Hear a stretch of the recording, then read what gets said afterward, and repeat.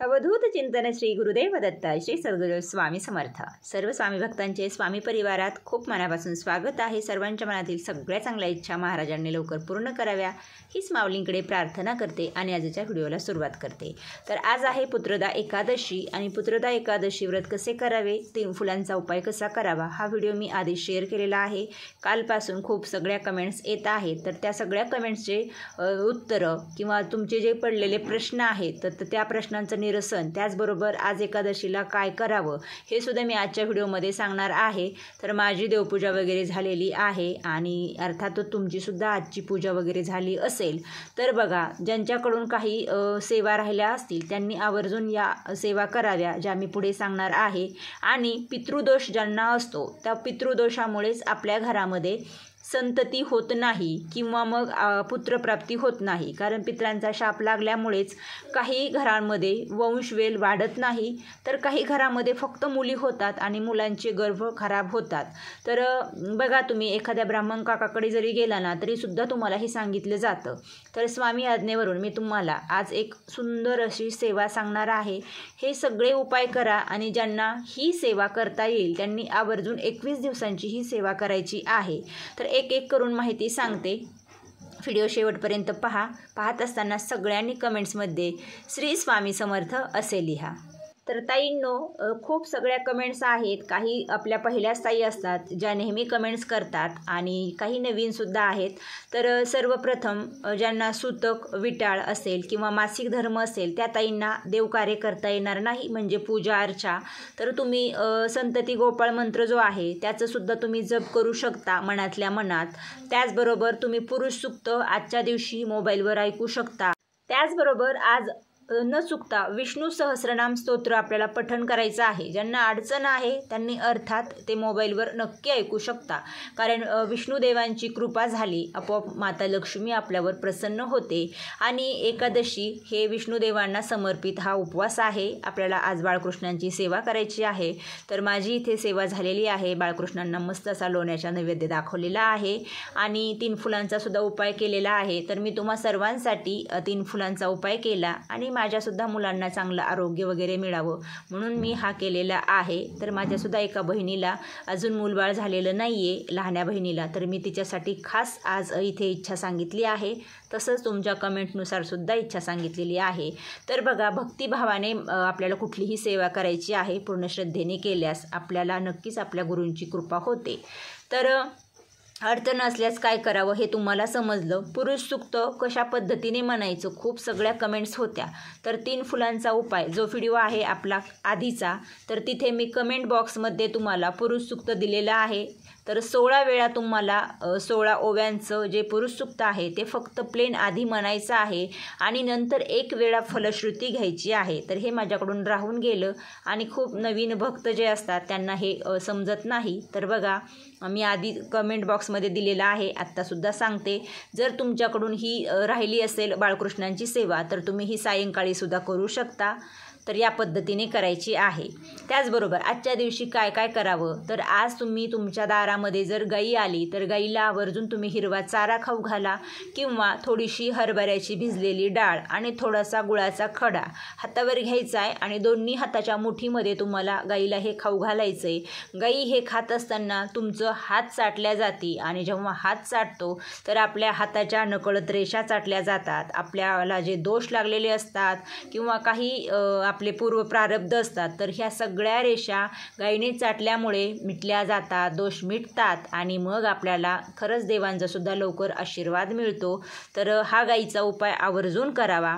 त्याचबरोबर आजच्या दिवशी तुमच्या दारात जे कोणी येतील गरजू त्यांना यथाशक्ती तुम्ही दानधर्म द्या। गरजूंना आवर्जून तुम्ही या दिवशी अन्नदान द्या, डाळ, तांदूळ किंवा म्हणजे काहीतरी गव्हाचं पीठ, या पद्धतीने काहीतरी तुम्ही त्यांना नक्की द्या। दान केल्याने खरंच जास्तीत जास्त पुण्य आपल्याला कमवता येतं, तर हे करू शकता। त्याचबरोबर आज पितरांसाठी तुम्हाला एक दिवा लावायचा आहे. तर तुमच्या आसपास जिथे कुठे पिंपळ वृक्ष असेल तर त्या ठिकाणी तुम्ही मोहरीच्या तेलाचा आजच्या दिवशी तुमच्या पितरांसाठी दिवा लावा. त्यांना प्रार्थना करा की आमच्या घरात अशी अडचण आहे. मग तुमची पुत्रप्राप्तीची असेल, संततीची असेल, किंवा तुम्हाला मुलं जे काही तुमचे व्यंग म्हणजे काही त्यांना त्रास असेल तर यासाठी करू शकता. तर हा उपाय तुम्हाला सायंकाळी 5 ते संध्याकाळी 7 वाजेपर्यंत करायचा आहे. आता ज्यांना पिंपळवृक्षाकडे जाऊन दिवा लावणं शक्य नाही आहे त्यांनी आपलं जे काही मेन प्रवेशद्वार असतं ना, मुख्य दरवाजा, त्याच्या बाहेरून दक्षिण दिशेकडे तोंड करून तुम्हाला हा दिवा लावायचा आहे. पण एकदम दाराच्या समोर न लावता थोडासा साईडने लावला तरी चालतो. तर हा दिवा आवर्जून लावा. त्याचबरोबर आजच्या दिवशी तुळशीच्या जवळ एक तुपाचा आपल्याला भगवान श्रीहरी देवांसाठी दिवा लावायचा आहे. तर आवर्जून तुम्ही हा दिवासुद्धा सायंकाळी प्रदोष काळामध्ये लावू शकता. हे सगळे उपाय मी तुम्हाला आधीच व्हिडिओ शेअर करायला हवे होते, पण काही कारणास्तव झालं नाही आणि कालपासून खूप सगळा तुमचा प्रतिसाद मिळत आहे. आणि नेहमी छान प्रतिसाद मिळाला की मग खरंच व्हिडिओ टाकायलासुद्धा मला खूप जास्त एक आनंद मिळतो आणि कमेंट्स लक्षात घेऊनच हा व्हिडिओ शेअर करते.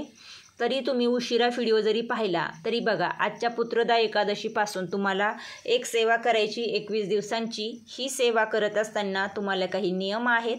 तर तुम्हाला मांसाहार करता येणार नाही, त्याचबरोबर तुम्हाला दुसऱ्यांच्या घरचं खाता येणार नाही.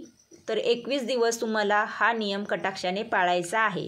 सेवा करत असताना सूतक, विटाळ, मासिक धर्म आल्यास सेवा बंद करायची आहे. मग समजा तुमची 4-5 दिवस सेवा झाली आणि नंतर तुम्हाला अडचण आली तर नंतर स्टॉप करायचं आणि त्यानंतर तुमचं जी काही अडचण आहे, विटाळ असेल, सूतक, ते संपल्यानंतर तिथून पुढे सेवा सुरू करायची. म्हणजे आधीचे 4 दिवससुद्धा पकडायचे आहेत आणि ज्या दिवशी सुरू करणार तो दिवस मग 5वा असेल, 6वा असेल, या पद्धतीने कंटिन्यूस सेवा पुढे करायची आहे. तर पुत्रदा एकादशीपासून या सेवेला सुरुवात करायची आहे. ज्यांना आज शक्य होणार नाही, आज तुम्ही रात्रीसुद्धा करू शकता, पण ज्यांना आज शक्य होणार नाही त्यांनी ही सेवा येणाऱ्या बुधवारपासून करू शकता किंवा जेव्हा तुम्ही व्हिडिओ पाहताय त्यानंतर येणाऱ्या एकादशीला सुद्धा सुरू करू शकता किंवा कुठल्याही बुधवारी ही सेवा सुरू करू शकता. तर सेवा अशी करायची, आपल्या देवघरामध्ये जो काही बाळकृष्ण आहे, ज्याला आपण लंगडा रंगनाथसुद्धा म्हणतात, तर सगळ्यात आधी बाळकृष्णाची मूर्ती स्वच्छ धुवून एका ताम्हणामध्ये घ्यायची आहे. एका वाटीमध्ये दूध घ्यायचं आहे. या दुधामध्ये थोडासा गूळ घालायचा आहे आणि 1 चमचा घ्यायचा आहे. तर आता आपल्याला चमच्याच्या साहाय्याने एक थेंब दूध बाळकृष्णांच्या मूर्तीवर सोडत सर्वप्रथम संतान गोपाळ मंत्र 16 वेळा म्हणायचा आहे आणि म्हणत असताना थेंब थेंब दुधाची धार आपल्याला त्या मूर्तीवर घालायची आहे. कारण काही ताईंना काल कन्फ्यूज झालं आणि त्यांनी विचारलं की ताई तुम्ही कसा अभिषेक करावा हे का दाखवलं नाही. तर मी तुम्हाला इथे सांगण्याचा प्रयत्न करते त्या पद्धतीने. त्यानंतर गोविंद दामोदर स्तोत्र 11 वेळा म्हणायचं आहे आणि पुरुष सूक्त 11 वेळा म्हणायचं आहे. आता पुरुष सूक्तम 11 वेळा म्हणत असताना फक्त आधी पुरुष सूक्त म्हणायचं आहे. 16 कडव्यांचं हे पुरुष सूक्त आहे आणि 16 वेळा म्हणून झाल्यानंतर शेवटी फलश्रुती 1च वेळा म्हणायची आहे. या पद्धतीने ही सेवा दररोज 21 दिवस करायची आहे. सेवा झाल्यानंतर मूर्ती स्वच्छ धुवून पुसून तुम्हाला जागेवर ठेवायची. अष्टगंध लावा, अत्तर लावा, जशी सजवायची तशी सजवा. रोज 1 पिवळं फूल या मूर्तीला अर्पण करा आणि रोज लोण्याचा नैवेद्य तुम्हाला दाखवता येत असेल तर आवर्जून दाखवा. नसेल तर तुम्ही दही साखरेचा नैवेद्य आवर्जून दाखवा आणि नंतर दही साखरेचा हा नैवेद्य 1-2 तासानंतर पती पत्नी दोघांनी खायचा आहे. जे काही आपण अभिषेक करताना दूध वापरलेलं आहे ते दूधसुद्धा पती पत्नी दोघांनी पूजा झाल्यानंतर प्राशन करायचं आहे प्रसाद म्हणून. आणि बघा, तुम्हाला या सेवेने खरंच लवकरात लवकर तुम्हाला गर्भधारणा होईल किंवा जे काही तुम्हाला गर्भधारणा होण्यासाठी अडचण येत आहे त्या अडचणी दूर होतील आणि त्या दूर होण्यासाठीच बाळकृष्णांना तुम्हाला नवस बोलायचं आहे. मनोभावे 21 दिवसांची ही सेवा करून बघा, खरंच खूप सुंदर असा अनुभव येईल. खूप ताईंना याचा अनुभव आलेला आहे. तर ही सेवा 21 दिवस तुम्ही संकल्पयुक्त करून पहा. अभिषेक करताना सकाळी तुम्हाला शक्य नाही झालं तर तुम्ही प्रदोष काळात म्हणजे सायंकाळी 4च्या नंतर रात्री 8 वाजेपर्यंत सुद्धा ही सेवा करू शकता. कारण खूप ताईंना जॉब असतो, बाहेर जावं लागतं कामानिमित्त. तर तुम्ही मग सकाळी एकतर लवकर करा किंवा दुपारी 12पर्यंत करा. 12 ते 4 या वेळेत करू नका. 4च्या नंतर रात्री 8-9 पर्यंत सुद्धा करू शकता. तर सेवा खूप साधी आणि सोपी आहे, पण श्रद्धा महत्त्वाची आहे. श्रद्धेने केल्यास तुम्हाला खरंच अनुभव येईल. तर रोज तुम्ही ही सेवा करत असताना दररोज शक्य नाही झालं तर एकादशी, बुधवारी या वारी म्हणजे ही सेवा करत असताना हे वार नक्कीच येणार. तर विष्णू सहस्रनाम स्तोत्राचं आवर्जून तुम्ही 1 दिवसाआड याचं पठण असू द्या, म्हणजे तुमची सेवा जी आहे ती लवकर फळास येईल. कारण जे काही दोष असतात ना ते विष्णू सहस्रनाम स्तोत्राने आपले लवकर दूर होतात. त्यानंतर मी हा व्हिडिओ तुमच्याशी शेअर केलेला आहे आणि मी इथे या पद्धतीने आज बाळकृष्णांना सजवलेलं आहे. तर तुम्हाला आपले बाळकृष्ण कसे वाटतायत मला कमेंट्समध्ये नक्की सांगा. आणि आजची देवपूजा कशी वाटली हे सुद्धा कमेंट्समध्ये नक्की सांगा. तर तुम्हाला आता यापुढे कुठले महत्त्वाचे व्हिडिओ पाहायला आवडतील हे मला नक्की कमेंट्समध्ये सांगा. त्यानुसार मी तुमच्याशी लवकरच व्हिडिओ शेअर करेल. आता लवकरच मकर संक्रांती येत आहे आणि मकर संक्रांतीची सुगड पूजा कशी करावी हे सगळ्या महिलांना माहीत असतं. पण आपण मंदिरात जातो तेव्हा कुठले सुगड न्यावे, कसे न्यावे किंवा ओवसण्याची पद्धत कशी आहे या गोष्टी खूप महिलांना माहीत नसतात आणि मग आपल्या काही चुका होतात. तर लवकरच तो सुद्धा व्हिडिओ मी तुमच्याशी शेअर करण्याचा प्रयत्न करेल. तर आजचा हा व्हिडिओ तुम्हाला आवडल्यास नक्की लाईक करा आणि जास्तीत जास्त स्वामी भक्तताईंना हा व्हिडिओ शेअर करा. कारण पुत्रदा एकादशी विशेष खूप महत्त्वाची आजची ही सेवा आहे. आणि जे नवीन आहे चॅनलवर त्यांनी नक्कीच आपल्या चॅनलला सबस्क्राईब करा व शेजारील बेल आयकॉन प्रेस करा. आजची झालेली सेवा स्वामी आई चरणी आणि बाळकृष्णांचरणी अर्पण करूया. श्री स्वामी समर्थ. जय जय स्वामी समर्थ. ओम नमो भगवते वासुदेवाय नमः.